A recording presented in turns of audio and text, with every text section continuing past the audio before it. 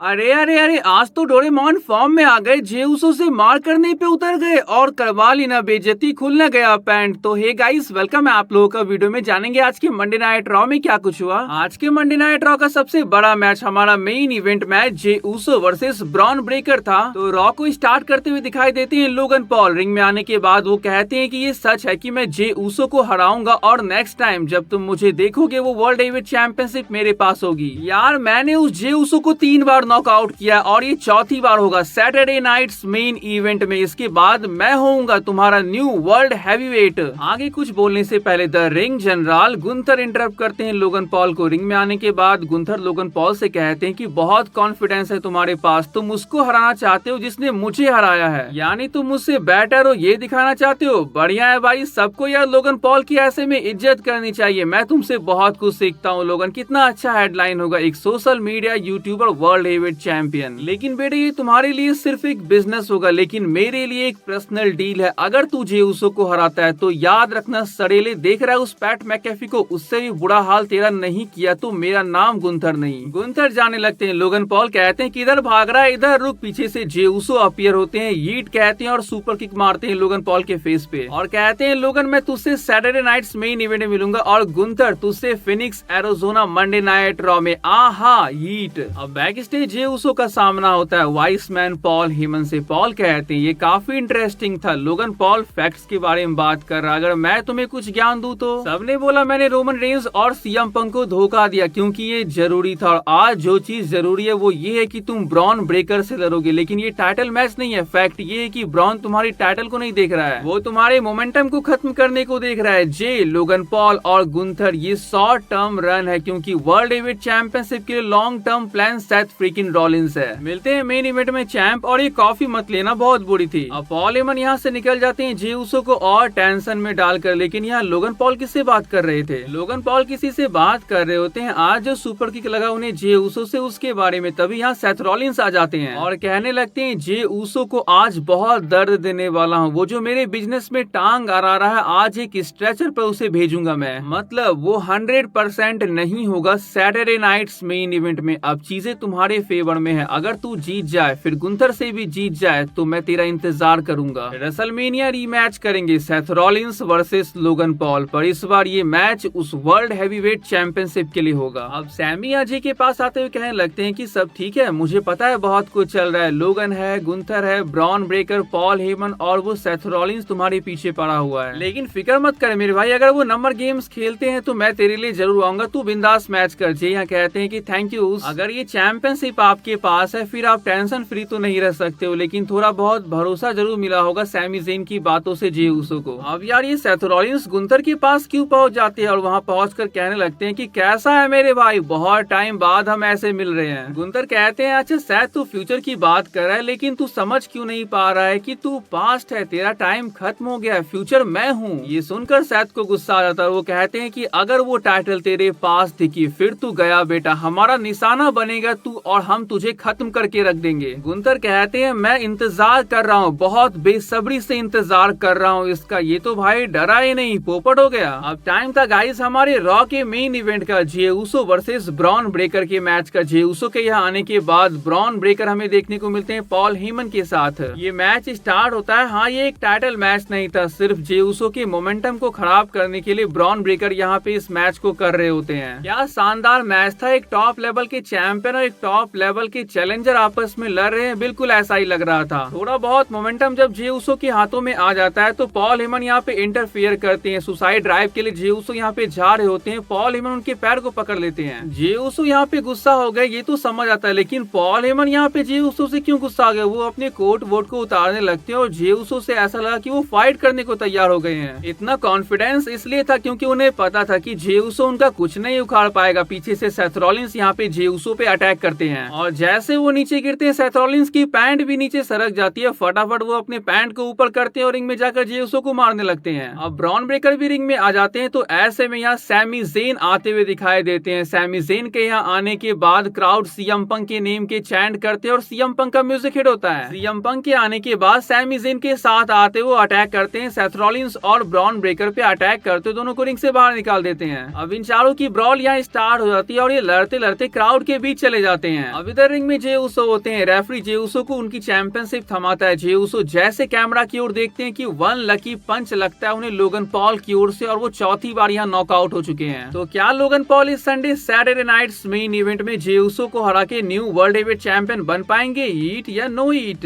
ये फटाफट आप कमेंट में लिख दो, फिर हम आगे बढ़ते हैं। आज तो मजा आ गया यहाँ ऑस्टिन थियरी को ग्रेसन वॉलर को पिटते देखकर। फेमस वर्सेस ग्रेसन वॉलर का मैच हमें देखने को मिलता है, लेकिन मुझे लगता है कि मैच से ज्यादा यहाँ पे क्राउड का ध्यान ऑस्टिन थियरी के ऊपर था। सारे फैंस यहाँ पे ऑस्टिन थियरी के लिए चैंट कर रहे थे और ये देखकर ऑस्टिन थियरी को यकीन नहीं हो रहा था। मैच का रिजल्ट सिंपल था, सेमस यहाँ पे इस मैच को जीत जाते हैं। मैच के बाद यहाँ ऑस्टिन थियरी को बहुत हंसी आती है ग्रेसन वॉलर के ऊपर। अब लगता है कि वो टाइम ज्यादा दूर नहीं है जब ऑस्टिन थियरी अपने से ग्रेसन वॉलर को धक्के मार के यहाँ से बाहर निकालेंगे। अब हम बात करते हैं women's money in the bank qualifying match के बारे में। यहाँ पे Becky Lynch versus Natalya versus Roxanne Perez का मैच हमें देखने को मिलता है। मैच को जीतने के लिए तीनों सुपरस्टार्स बहुत एफर्ट लगाती है। नटालिया तो यहाँ पे बेकी और रॉक्सन दोनों को साफ शूटर में डाल देती है। लायरा वैल्किरिया के बीच मैच में बेकी लिंच पे अटैक करने के बाद वो यही बाहर हो गई। बची नटालिया और रॉक्सन, तो इस मैच को रॉक्सन पेरिस जीत जाती है। अब हमें एक टैग टीम मैच देखने को मिलता है, Penta and AJ Styles versus Finn Balor and JD McDonagh. आज एक बार फिर मैच में एल ग्रैंडे अमेरिकानो इन्वॉल्व होते हैं। वो पेंटा के ऊपर हेड बट मारते हैं और उन्हें नॉकआउट कर देते हैं। इसके बाद पेंटा को कूडेगरा लगाते हुए फिन बैलर अपनी टीम को विक्ट्री दिलाते हैं। अब यहाँ क्या चल रहा था बैक स्टेज? क्या जजमेंट डे में एक नए मेंबर की एंट्री होने वाली है? लास्ट कुछ वीक से फिन बैलर और रॉक्सन पेरिस बैक स्टेज आपस में बात कर रहे थे और वो क्या बात कर रहे थे आज हमें ये जानने को मिलता है। तो फिन बैलर यहाँ पे पूरे जजमेंट डे को इंट्रोड्यूस कराते हैं रॉक्सन पेरिस से। वो कहते हैं कि ये हमारी मेंबर नहीं बनने वाली है, लेकिन ये ली मॉर्गन और रकील रॉड्रिगेज की हेल्प करेगी। रॉक्सन को देखकर जजमेंट डे को ज्यादा कुछ खुशी हुई नहीं, तो यहाँ पे उन्हें हैप्पी करने के लिए रॉक्सन पेरिस गिफ्ट लेके आती है सभी के लिए। सबसे पहले डोमिनिक को दिए बॉक्स से निकलता है चिकन नगेट्स। ये डोमिनिक को देखकर बहुत अच्छा लगता है। डोमिनिक पूरी तरह से यहाँ पे खुश हो जाते हैं। कार्लिटो को एप्पल्स मिलते हैं तो यहाँ पे रकील गुस्सा हो जाती है और वो एप्पल को नीचे गिरा देती है। वो यहाँ से जाने को कहती है रॉक्सन को। फिन बैलर भी कहते हैं अभी के लिए तुम चली जाओ। रकील कहते हैं लिव के आने के बाद हम इसके बारे में बात करेंगे, लेकिन यहाँ पे रॉक्स के जाने के बाद डोमिनिक मिस्टीरियो सैड हो जाते हैं और वो उन्हें ढूंढने लगते हैं। कहीं दिल तो नहीं लग गया डॉम का रॉक्स के ऊपर? अगर लिव से मन भर गया होगा तो जरूर लग गया होगा। Next qualifying match Rhea Ripley versus Zoey Stark versus Kairi Sane का मैच हमें देखने को मिलता है। इस मैच को रिया रिप्ली जीत जाती है। जूई स्टार्क इस मैच से पहले ही बाहर निकल चुकी थी। मैच स्टार्ट होने से थोड़ी देर बाद ही जूई स्टार्क यहाँ पे इंजर्ड हो जाती है। रोप के ऊपर से जंप करते हुए कायरी सेन के ऊपर वो ड्रॉप किक लगाने के जाती है, लेकिन उनका पैर मुड़ जाता है और लगता है कि शायद ये टूट गया। बहुत बुरी तरह से उनकी लैंडिंग होती है। इसके बाद डॉक्टर्स तुरंत आते हैं। जूई स्टार्क चल भी नहीं पा रही थी। डॉक्टर्स उन्हें उठा के बैक स्टेज ले जाते हैं। तो आज के इस वीडियो को यहीं पेंड करते हैं। वीडियो आप लोगों को अच्छी लगी तो चैनल को जो सब्सक्राइब कर लीजिएगा। मिलते हैं नेक्स्ट वीडियो में, तब तक के लिए bye and take care guys.